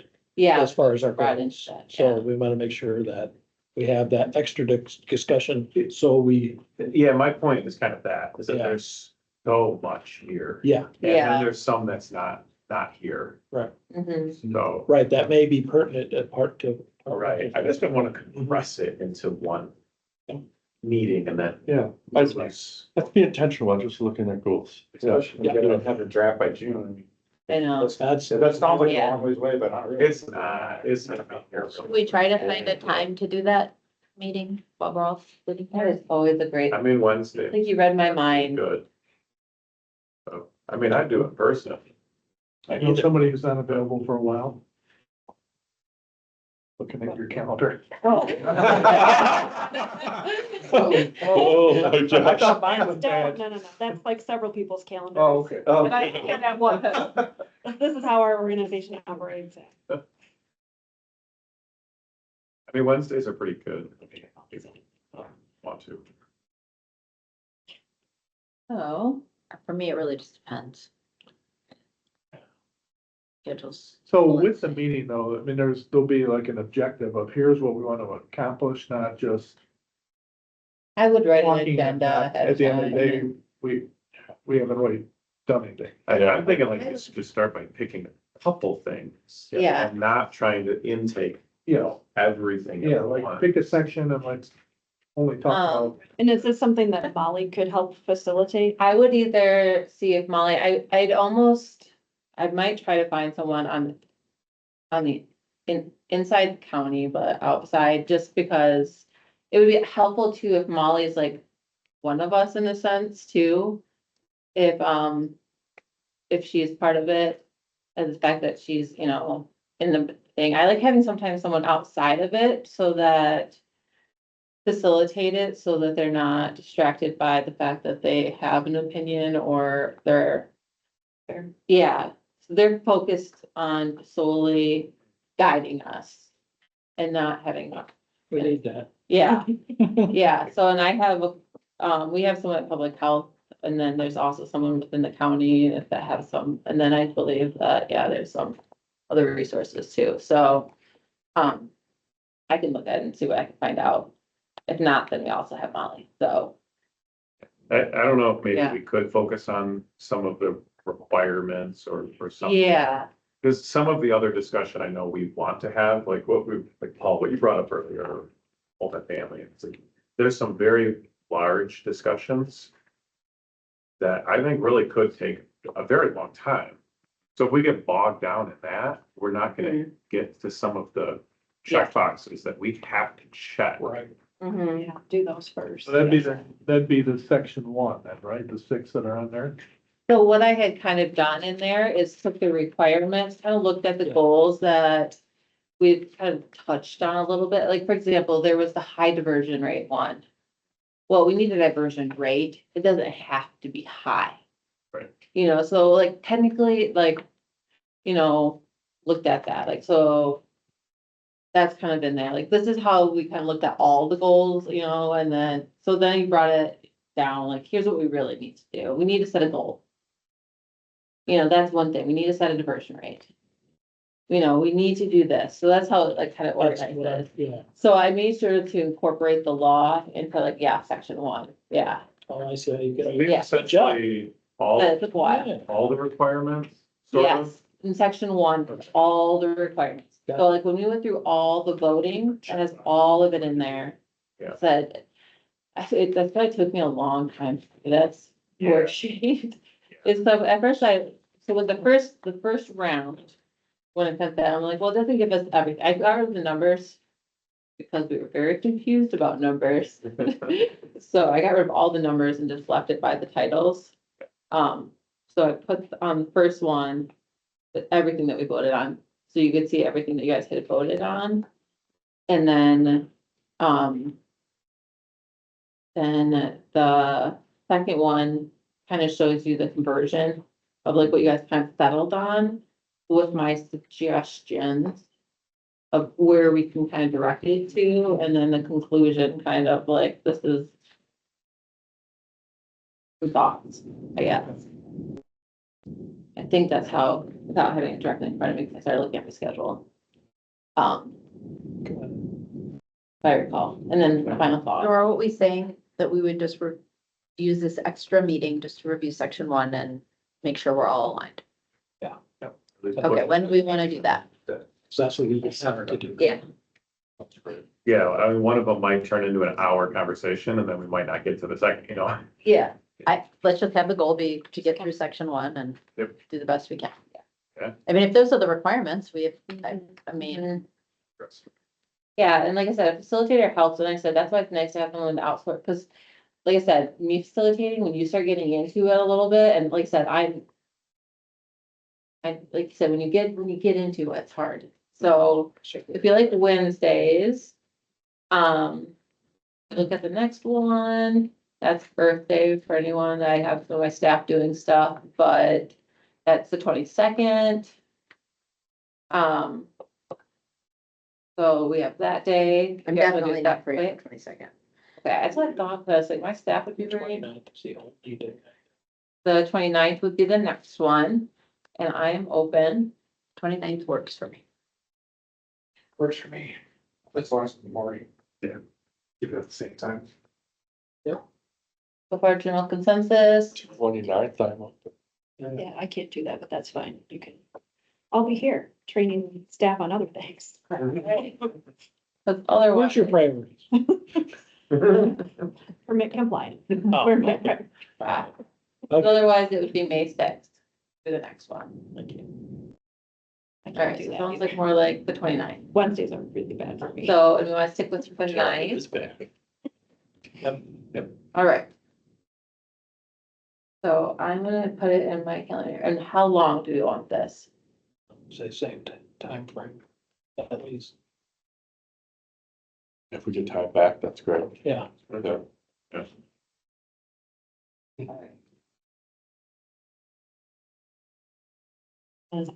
I will take it upon myself since I can't be there. I will send you some notes.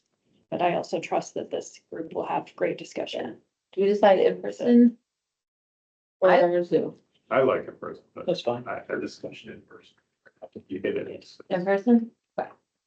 I'm blocking it out for now and then I will work on making it real. The work session. And I will look into at least a work session.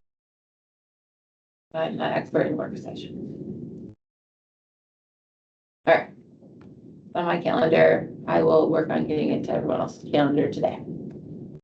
Thank you. Thank you. Thank you, and homework, look this over, provide any feedback ahead of time, that always helps. If any questions that you have regarding any information that I'll send you, I will send you the presentation. So you guys have that. Any questions presentation wise and anything else, let me know. Same for anyone online. And, oh, I did have small updates. I'm working on having a more detailed outline. Timeline, sorry, not outline, timeline. This is the wrong, yes, timeline. For us, so you guys can see that eventually. And my goal is to also get that on our SharePoint, so you guys can see it more. And it to be kind of more interactive. You mean a timeline just for the overall process? Yes. I'm not a big fan of, I forgot what they call it, but Answer. yes. But it is the best way to do it, and then, I'm doing an RFP for our, I don't know what to call it, but I'm calling it site needs study development for, our sites that we have. Looking at our sites currently and how they're operating now. And then how best to move them forward. So letting the committee know that. And then, we're doing a few things for like outreach. We actually are looking at newsletters. That was one thing we actually have been talking about internally. So because we think that was good, and one part of it was gonna be for the MMPC. And those types of updates. I'm working with our new internal, I don't know, marketing county person. She's making a little logo for the committee, so you might get a little email about that, see what you think. And then she's making us like templates for newsletters and the emails that we can do. She's working on a bunch of stuff. So just because my program has a little bit of some unique things with outreach and communications, so she's helping me with that. As well as our public health coordinator for that kind of stuff. So I just wanted to let you guys know that. So we are doing Earth Day stuff with schools and some events. We're going to Grand Valley. So we'll be there for their Earth Day events coordinated by some students. So yeah, we're doing some outreach regarding materials management planning as well as our program. Just my general just threw it at you quick, so we had a very deep talk, so I didn't wanna bog you down with my program. Questions for Kim? Just general program updates? So I was curious on the RFP for your site needs study, like, what are they gonna be looking at, like, just like times of availability, collected types of materials, costs, or just? Yeah, so I don't know necessarily, if you talk about when the site should be open and needs, then you get into like, how do you get that? In the sense of, you'd probably have to ask people, so I don't know how they would get that, but they would look at, like the OSHA items that we came up at our sites, are the sites placed at the best place, our budgeting, or like I said, all that kind of stuff. I'm kind of looking at that. I've also asked Kent County some questions regarding their locations and the material intake that they have versus Kalamazoo, the materials they take in, and Kalamazoo worlds more than anyone else. Like me and Kent, about the same. Kalamazoo, 20 times more. Not sure why. I mean, they are in that for a while, but it's astronomically more materials for HHW. I didn't compare recycling because those two locations don't, and one has a MRF. But yeah, just like things like that, just program based stuff, and then look at that, and then there's some other types of items where I'm still developing the request for proposal items to give to purchasing, so I'm not quite sure all of what, that's why I'm sure that's study to call it exactly, but to make sure that the program sites are as it could be, or what other types of materials we should be collecting, just in thoughts of knowing what the material plan is and, that kind of stuff. Okay, thank you. Yeah, it could be. I do think the hours need to be, and appropriate staffing is one of the things that, how should these be staffed? That is one of the questions. Other questions for Kim? Any updates from committee members? Anything he wants to share? I'll be joining the Allegan County MMP, so. We had a meeting a couple of weeks ago with how a city's supposed to make either a decision or stay and work with both counties. And the outcome of that meeting was work with both counties with intergovernmental agreements that go across. In order for that, to make sure that that happens, I get another thing I get to do. Yes. Congratulations. Thank you, I think. So, yeah, so I also, since I'm gonna be there anyway, I will help Kim as far as communication back and forth as well, and so. Some things, yeah. Yeah, so I figured that'll help show us what we're doing with it, so. We can't rely on Jack and some other folks that are there. Can't rely on her. No, I don't blame you. All right, anything else from committee members? One more opportunity for public comment. Technically really have public, I guess, but. All right, and then we would look for a motion to adjourn. Motion to adjourn. Second. Okay. So we'll have our interim work session, but then our next actual committee meeting, May 20.